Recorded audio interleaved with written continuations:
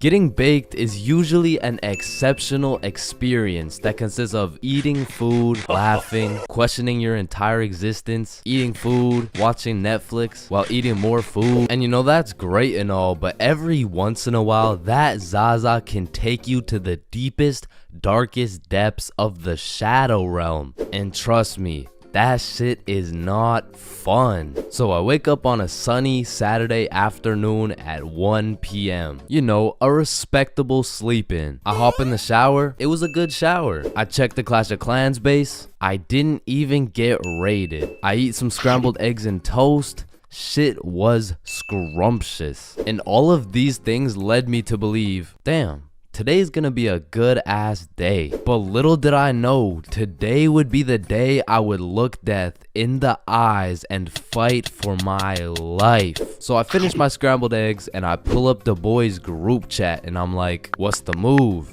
And Bob's like, I don't know, let me check. So I'm like, okay, bet.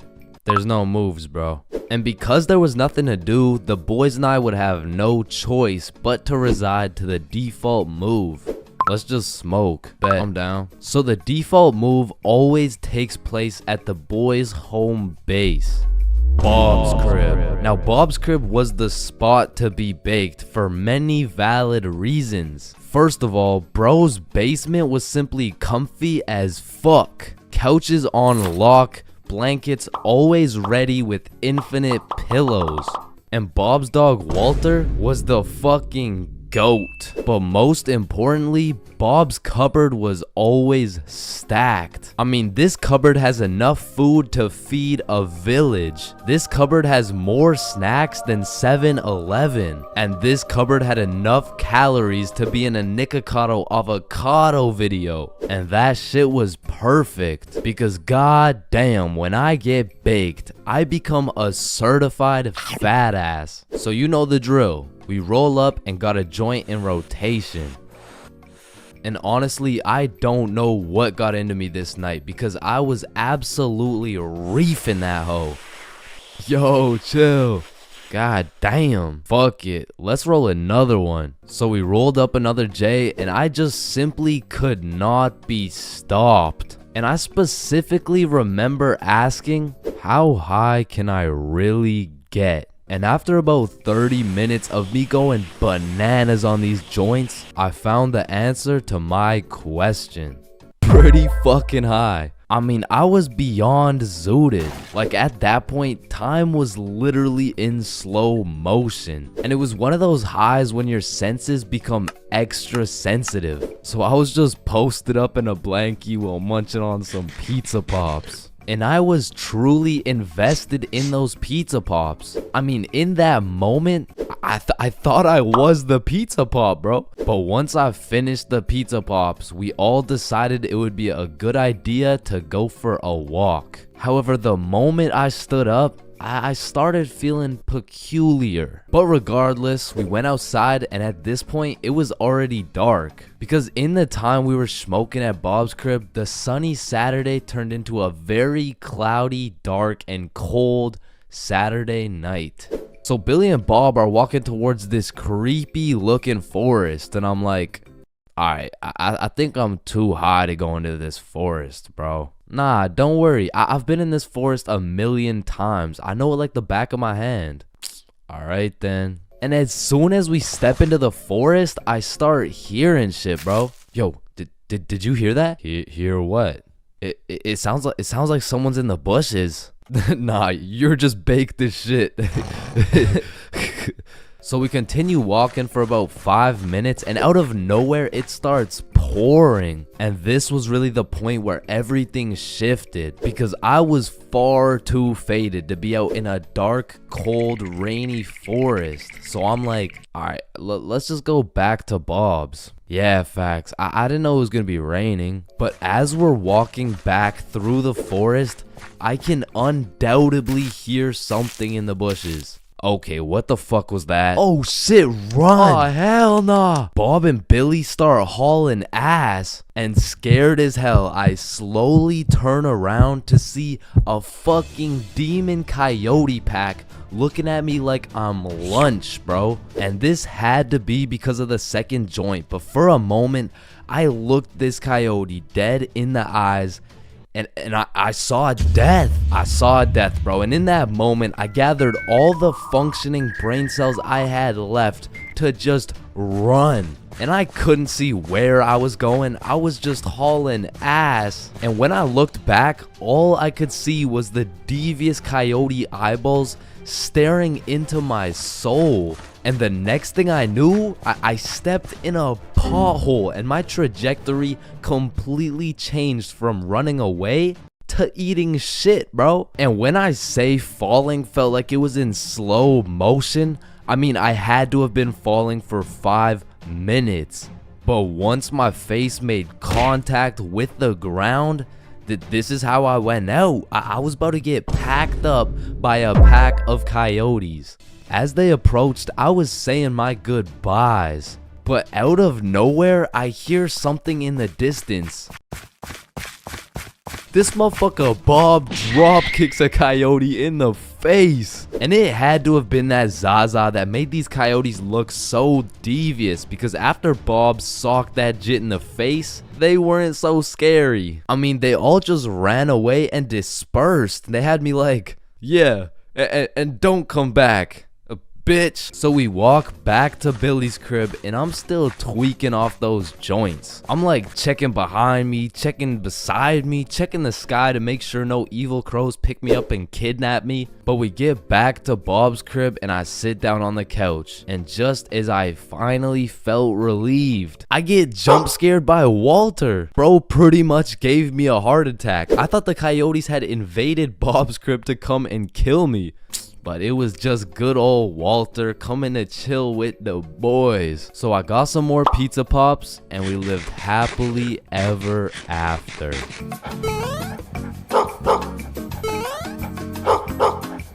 3 a.m. Once the clock strikes 3 a.m., I feel like you've given up on trying to sleep. At this point, you're going to commit to whatever you decide to do until the sun comes up. Whether you're studying for tomorrow's math test, chilling on Discord with the boys, choking the chicken, or simply sulking in those 3 a.m. thoughts, you'll pretty much find yourself doing anything but sleeping. And I don't know if it's just me, but those 3 a.m. thoughts hit different. And honestly, it's just the perfect time to go for a walk, find a nice little view, maybe light up a joint, and just think.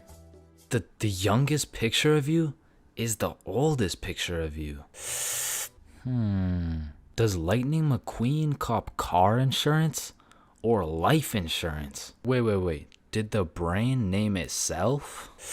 Hold up. What if soy milk is just regular milk introducing itself in Spanish? I have no clue if this is just me, but every once in a while when I'm laying in my bed at 3 a.m., I suddenly get the motivation to become the best person on the planet. Like, I set an alarm for 5 a.m., I tell myself I'm gonna go work out, then go for a run, then meditate, then drink kale smoothies, then become a millionaire, then donate it all to a family in need. But as soon as my alarm goes off, I'm just like, shit, I'm too tired for all that. Then I just end up sleeping until 1 p.m.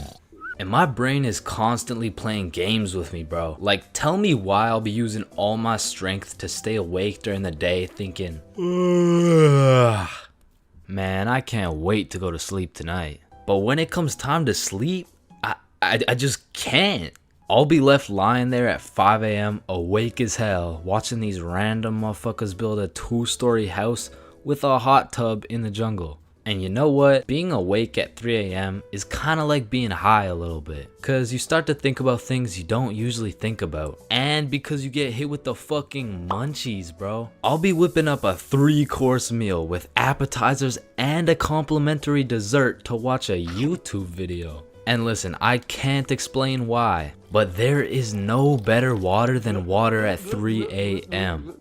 I mean, it's pretty much a part of my sleep schedule now to wake up at 3, chug some water, take a piss, then go back to bed. But sometimes while I'm trying to go back to sleep, my brain just starts showing me a compilation of my top 15 cringiest moments. I mean, I'm having flashbacks to the time in grade 5 when I said a joke and nobody laughed. Guys, why did the monkey fall out of the tree? Why? Yeah, why? Because it was dead. Oh, damn.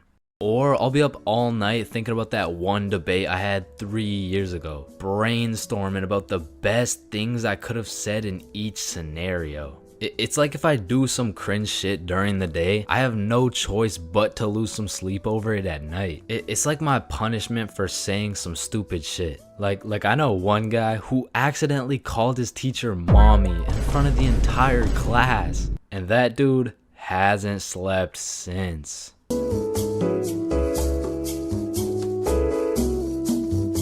If you saw this video, you would know my mom has caught me lacking baked beyond belief before. And after that experience, I really changed my ways. I mean, I was grounded for over a year. So in that time, I decided to get my life together. I started working out, eating healthy, getting straight A's in school. Okay, that's cap, but straight B's in school. Okay, B's and C's, but that's besides the point. The point is, I got my ass beat for coming home zooted, and I never smoked again. Until I did. So, this incident takes place with the man, the myth, the legend, Bob. So me, Billy, and Bob are chilling at Bob's crib when Bob says the holy words. Are you guys trying to smoke? Yeah, bet. And keep in mind, the rest of my homies had been smoking regularly, but your boy was fresh out of the slammer. I mean, I was pretty much on probation at this point. And on top of that, I hadn't smoked for over a year, so my tolerance had gone to shit. So with all that being said, the smart decision was to simply not smoke. But shit, if you know me, I am not one for smart decisions.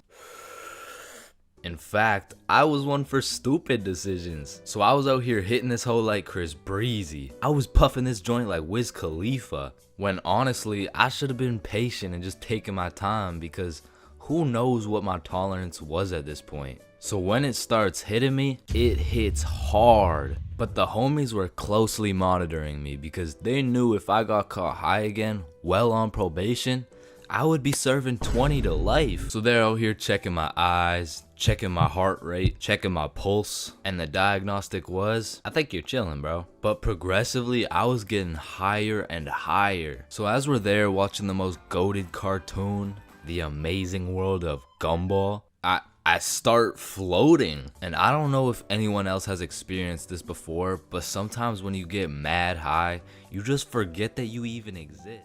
And you use 107% of your brain power to just think. So I was out here floating away, thinking about some random bullshit. Yo, it's crazy that everyone in the world is either named Quandale or they're not. Wait, what if I'm in a simulation? No. What if I'm in an animation being drawn by some dude on his computer for a platform of entertainment? And a bunch of people know what I'm thinking right now. Hold up. Is a tomato a vegetable or a fruit? But I'm brought back to earth by a text message. Oh man. Mom, please come home for dinner at 6. Damn, I gotta be home for dinner at 6. Oh shit, what time is it? It's 5:30. Nah, we can't let your mom find out you're cooked. So Bob whips out his emergency hide how baked you are kit. Boom, hits me with the eye drops to make my eyes less red. Douses me in cologne to cover up the smell. And apparently eating oranges also helps slow down your high. So I leave Bob's crib, and as I'm walking home, I'm brainstorming all the possible scenarios. Either I play this off like a smooth criminal and nobody ever finds out, or I could get caught and I could get sentenced to 30 years. So as I walk up to my front door, my entire future is dependent on how I play this shit off. I take a deep breath and I ring the doorbell. And my brother opens the door. The door was unlocked, dumbass.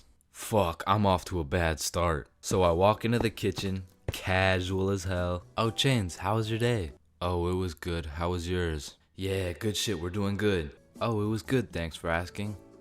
Wow, Mom, this mac and cheese looks succulent. Fuck, why did I say that? Who the fuck says succulent? Oh, why, thank you. I switched the recipe up a little bit. Just be casual, be casual. The mac and cheese, it's good. Thank you. So what were you guys doing at Bob's? Fuck, what do I say? A twister. Oh, a twister? Yep, twister.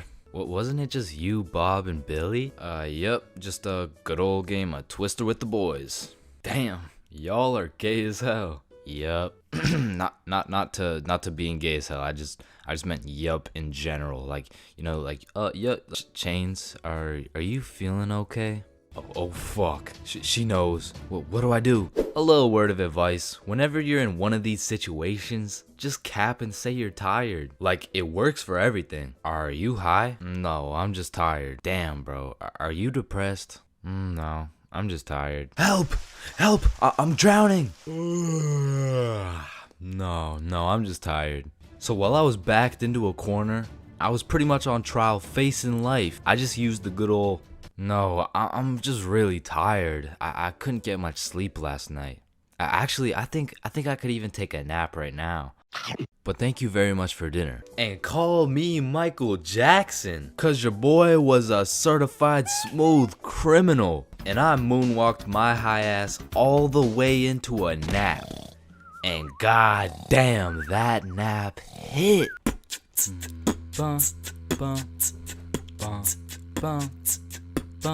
April 20th.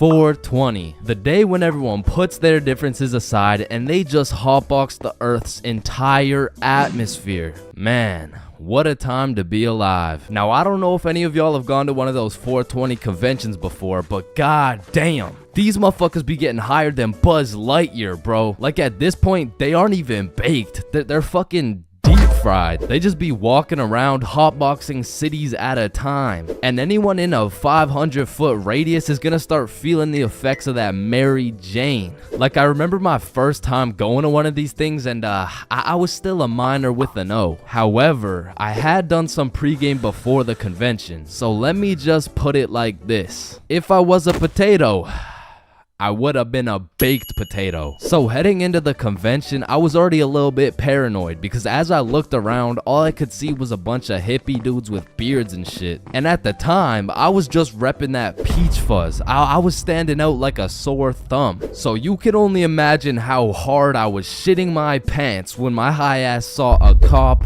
walking in my direction. I instantly started brainstorming how I was gonna outmaneuver this cop so he doesn't send my ass to jail. So boom, busted a right, dropped the shoulder, hit a left, and I ran into this crowd of people. And I don't know about y'all, but for me, whenever something remotely scary happens while I'm zooted, I'm gonna be paranoid for the rest of my high. So in my high ass brain, I'm like a wanted criminal. I got 5 stars right now. So I'm out here constantly scanning the area for 12, right? But I start to make some notable observations. I realize half these motherfuckers are wearing sunglasses, and it's not even sunny. Like, how the fuck did I miss the memo this bad? But luckily for me, there's hundreds of dudes selling overpriced random ass shit. So it really didn't take long for me to find a dude selling sunglasses. And even though it was 25 bones for these shitty ass sunglasses, I still cop them so I can hide my identity. And of course, the glasses have the devil's lettuce plastered all over them, but I'm El Chapo level wanted at this point. So I'm doing anything I can to hide my identity,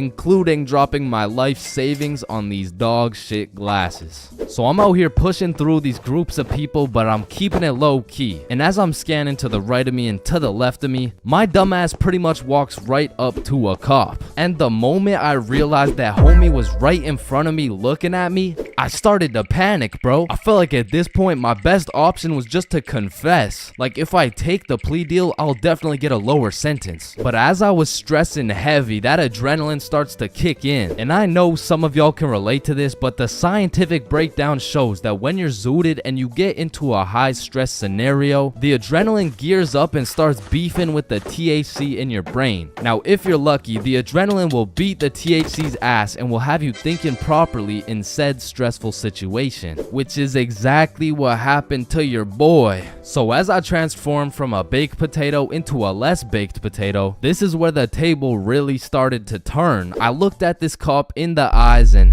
this motherfucker was more baked than me. Like shit, at this point, I'm about to put this dude on citizen's arrest.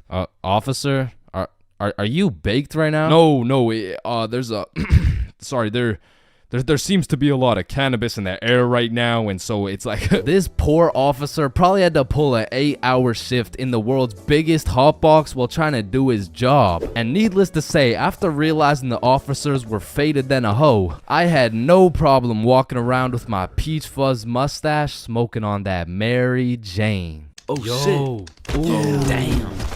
That's why you don't mess with me. I'm Jordan Johnson. Mr. Johnson, why did you beat Kyle's ass? Mr. Principal, I never touched Kyle. In fact, I've never seen this kid my entire life. How do you presume he received a concussion, 2 broken ribs, a black eye, a broken nose, and a dislocated shoulder? I mean, he must have fallen down the stairs or something. Okay, Mr. Johnson, how do you explain this? That's why you don't mess with me. I'm Jordan Johnson. But I mean, you got the wrong Jordan Johnson. Then, what happened to your knuckles there?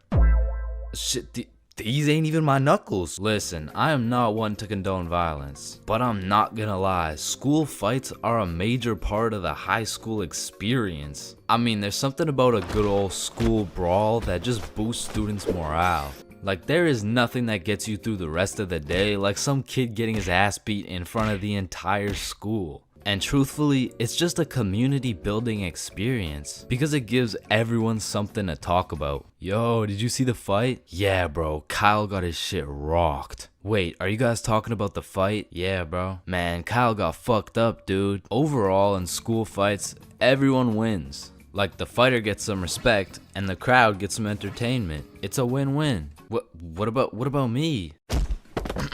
But tell me why when a fight breaks out, the entire school will be recording, but not one person can get a good video. It's like when a fight breaks out, every motherfucker recording starts having severe hand spasms. I mean, as the person recording the fight, you literally have one job: to record the fight. Damn, I just missed it. What happened? Oh, well, lucky for you, I recorded the entire thing from start to finish on my brand new Samsung. Check it out.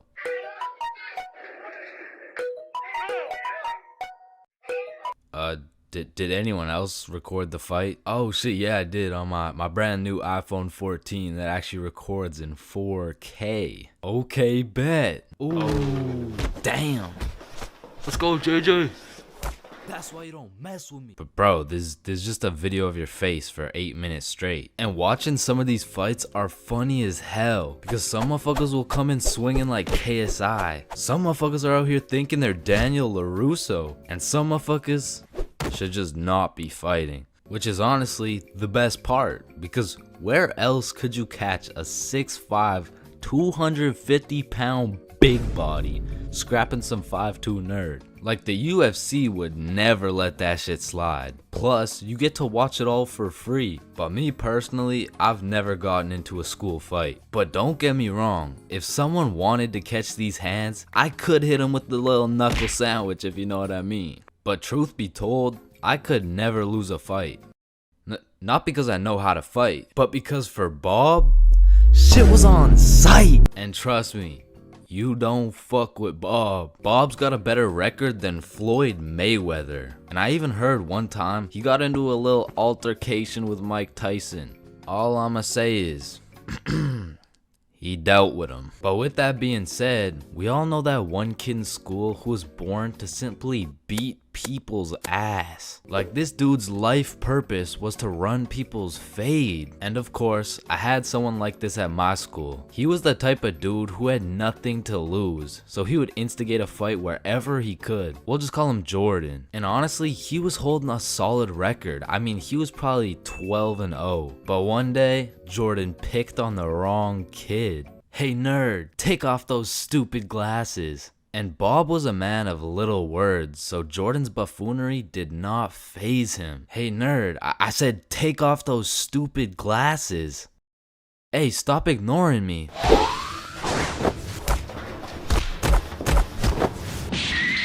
And without saying a word, Bob just ended Jordan's whole career. And ever since that day, nobody messed with Bob. That's why you don't mess with me. Yo, I'm Jordan Johnson. My